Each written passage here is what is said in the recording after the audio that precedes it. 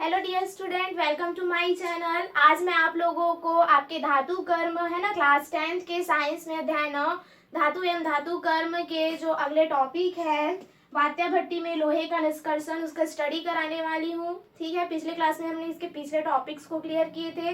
तो चलिए आज हम आयरन जो धातु है, मेटल है, उसका निष्कर्षण पढ़ेंगे, वो भी कहाँ, वात्या भट्टी में। ठीक है, तो चलिए स्टार्ट करते हैं। देखो, ये एक वात्या भट्टी है। इस तरह का वात्या भट्टी बनाया जाता है जहाँ पर लोहे का निष्कर्षण किया जाता है। ये इसमें अग्नि से ईंटें लगी होती है। ठीक है, और इसमें जो गैस बनती है उसको बाहर जाने के लिए भी साधन दिया जाता है। गर्म हवा इसमें प्रवेश कराई जाती है। प्रोसेस होता है, ताप जो होता है समान नहीं रहता है। वात्या भट्टी में समान इसलिए नहीं रहता है क्योंकि अलग अलग टेम्परेचर पर अलग अलग रिएक्शंस होती है। ठीक है, तब जाके हमको लोहा क्या होता है, प्राप्त होता है। तो देखिए यहाँ पर ये उसका डायग्राम है। मैं पहले आपको डायग्राम बताती हूँ, उसके बाद इसमें जो जो क्रियाएं होती है उसको हम पढ़ेंगे।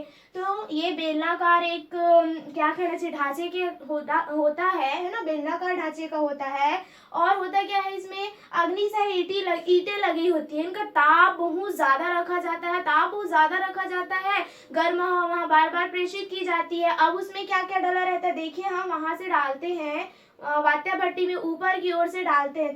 क्योंकि इसमें होता क्या है, प्रगलन की प्रक्रिया होती है। तत्पश्चात हमको क्या प्राप्त होता है, आयरन प्राप्त होता है। तो देखो यहाँ पे भर्जित अयस्क डाला जाता है। भर्जित मतलब भर्जन की क्रिया के फल स्वरूप जो अयस्क हमको मिलते हैं उसको डाला जाता है। ठीक है, चूना पत्थर डाला जाता है।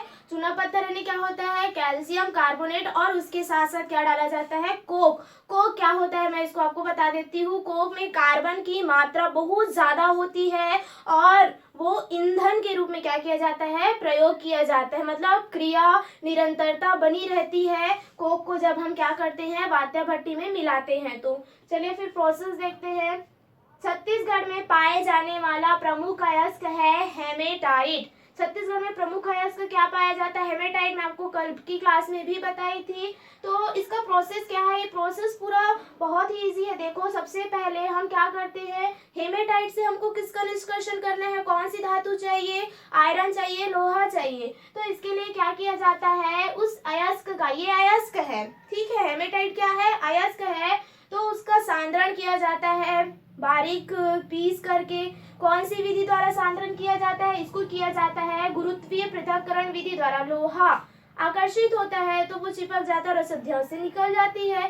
ठीक है, लेकिन हम उसको प्यूरिफिकेशन करते हैं, उसके बाद ही धातु हमको क्या होती है, प्राप्त होती है। तो अयस्क का सांद्रण किया जाता है। उसके बाद क्या होता है, भर्जन की क्रिया। भर्जन मतलब जहाँ पर एयर होता है ना, और निस्तापन जहाँ एयर नहीं होता। तो भर्जन में क्या होता है, इस अयस्क में आर्सेनिक और सल्फर की अशुद्धियां होती है। ठीक है, इम्प्योरिटी क्या कहना चाहिए, है ना, अशुद्धियां होती है। उसको भर्जन की क्रिया के फल स्वरूप क्या किया जाता है, निष्कासित किया जाता है। ये हमारा प्रोसेस हुआ। उसके बाद देखिए, भर्जन की क्रिया होने के बाद भर्जित अयस्क में से रेत की अशुद्धि हटाई जाती है। रेत की अशुद्धि यानी रेत, सिलिका है ना, रेत की अशुद्धि हटाई जाती है। कैल्शियम कार्बोनेट को मिलाया जाता है। लगभग 1800 से 1200 से 1600 डिग्री सेल्सियस तक के है, लेकिन उसमें जो ताप दिया गया है आपको 1800 डिग्री सेल्सियस पर, उसमें क्या मिलाया जाता है, कैल्शियम कार्बोनेट, या यूं कहे 1200 से 1600, 1800 ना कहा करके, ये बुक में 1800 ही दिया है।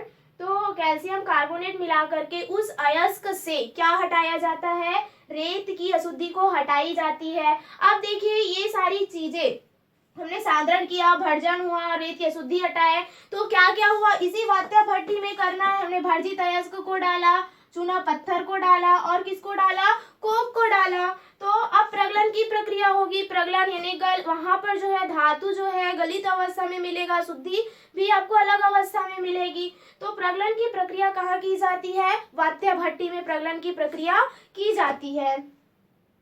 400 से 900 डिग्री सेल्सियस पर अभिक्रियाएं, इस पर कौन कौन सी अभिक्रियाएं होती है उसको पढ़ते हैं। देखिए, इसमें क्या डला है, कोक यानी कार्बन। तो कार्बन डला है और उसमें हम एयर भेज रहे हैं, बार बार एयर को क्या कर रहे हैं, प्रेषित कर रहे हैं। तो कार्बन किससे क्रिया करता है, ऑक्सीजन से, और क्या बनाता है, कार्बन डाइऑक्साइड। डाइऑक्साइड बनाता है। सेकेंड रिएक्शन होता है कार्बन डाइऑक्साइड किससे क्रिया करता है, कोक से क्रिया करता है, यानी सी से क्रिया करेगा यानी कार्बन से, और फिर से मोनोऑक्साइड बनाता है। फिर ये जो कोक है फिर से किससे क्रिया करता है, ऑक्सीजन से, और कार्बन मोनोऑक्साइड बनाता है। तो ये प्रोसेस चलती रहती है। कार्बन डाइऑक्साइड को बाहर जाने नहीं दिया जाता, ये वात्या भट्टी के भीतर ही उपस्थित रहती है, ठीक है, और तापक्रम बना हुआ रहता है। अब हमको वात्या भट्टी का तापक्रम उच्च बनाए रखना है, तो उच्च बनाए रखने के लिए ये जो आपको रिएक्शन दिखाई दे रहा है Fe2O3 प्लस CO है ना, Fe और CO2, ये जो अभिक्रिया है यही इस वात्या भट्टी का तापक्रम उच्च बनाए रखती है, ठीक है। ये आपको क्वेश्चन में पूछ सकता है। अब देखिए हमने ये वाला रिएक्शन देख लिया। अब इसमें क्या मिलाया जाता है, आपके अयस्क भर्जित अयस्क से अशुद्धियों को और दूर करने के लिए, और भी अशुद्धियां होती है उनको दूर करने के लिए गालक मिलाया जाता है। अब ये गालक क्या है, हमने पहले पढ़ा कि रेत की अशुद्धि को हटाने के लिए कैल्शियम कार्बोनेट मिलाया जाता है, चूना पत्थर मिलाया जाता है। अब उसमें और भी कुछ अशुद्धियां होती है, उसको हटाने के लिए क्या मिलाया जाता है, उसमें अनबुझा चूना। अब वो अनबुझा चूना कहाँ से आता है उसको देखिए, कैल्शियम कार्बोनेट। ये सारे प्रोसेस किसके अंदर हो रहे हैं, वात्या भट्टी के अंदर, ठीक है। तो कैल्शियम कार्बोनेट का विघटन होता है, चूंकि ताप तो हाई टेम्परेचर पे है ना, तो टूटता किस में है, कैल्शियम ऑक्साइड में, और कार्बन डाइऑक्साइड में टेम्परेचर कितना रहता है, 900 डिग्री सेल्सियस से 1200 डिग्री सेल्सियस रहता है टेम्परेचर। जब किसका विघटन होता है, कैल्शियम कार्बोनेट का विघटन होता है। तो कैल्शियम कार्बोनेट को बोला जाता है अनबुझा चूना, या उसी को बोलते हैं गालक, ठीक है। अब हमको क्या करना है, वहां से रेत की अशुद्धि पूरी तरह से हटानी है, तो हम क्या करते हैं, अनबुझे चूने को उस सिलिका ऑक्साइड से, यानी रेत की अशुद्धियों से और अन्य इम्प्योरिटीज से क्या कर देते हैं, वो क्या करता है, रिएक्शन करता है, और अनबुझा चूना, ठीक है, अनबुझा चूने के साथ उसका रिएक्शन होता है और कैल्शियम सिलिकेट बनता है, जिसे क्या कहते हैं, धातुमल कहते हैं। अब धातुमल ये आपका कैल्शियम सिलिकेट होता है, और गालक के रूप में क्या मिलाया जाता है, अनबुझा चूना या कैल्शियम ऑक्साइड मिलाया जाता है।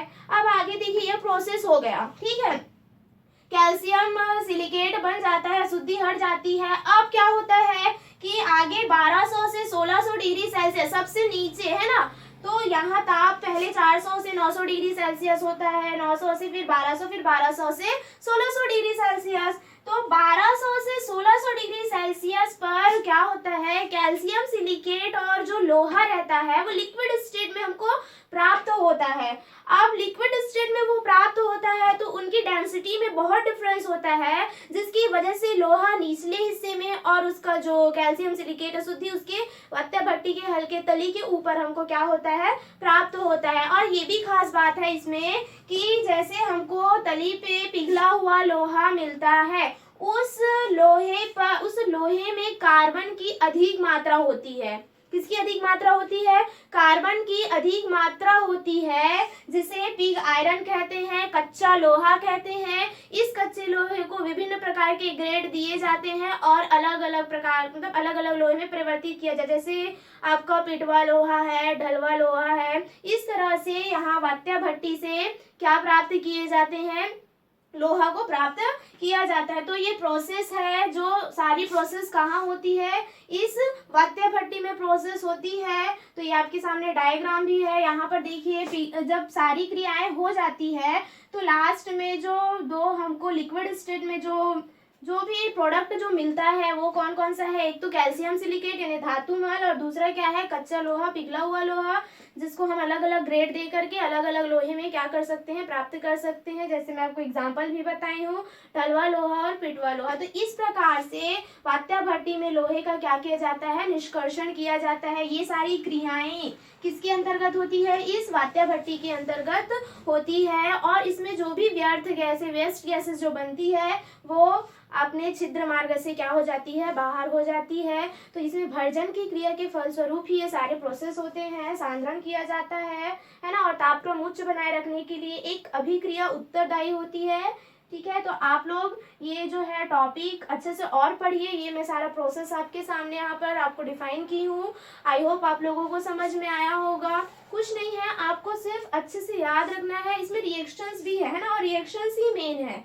तो वात्या भट्टी से हम लोहे का निष्कर्षण कैसे कर सकते हैं, ऐसा अगर क्वेश्चन आता है तो प्लीज आप इसको डिफाइन कर सकते हैं। So thank you. कल की क्लास में हम कोरोजन स्टार्ट करेंगे, देन हमारा न्यू चैप्टर स्टार्ट करेंगे।